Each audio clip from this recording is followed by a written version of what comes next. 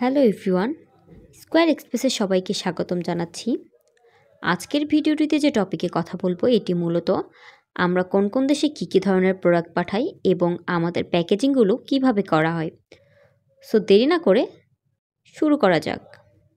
এখানে যে প্রোডাক্টগুলো দেখছেন এই প্রোডাক্টগুলো ইউএসএ, ইউকে এবং ইটালিতে পাঠানো হচ্ছে। এরপর যে প্রক্রিয়াটি দেখাবো এটি মূলত আমরা আমাদের প্যাকেজগুলো কিভাবে কার্টুন করে থাকি।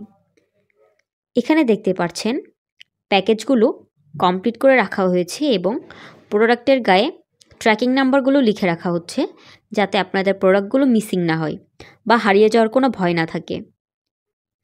এখানে আপনারা লক্ষ্য করলে দেখবেন আমরা প্রোডাক্টের গায়ে ট্র্যাকিং নাম্বারগুলো লিখে রাখছি যাতে প্রোডাক্টগুলো হারিয়ে না যায়।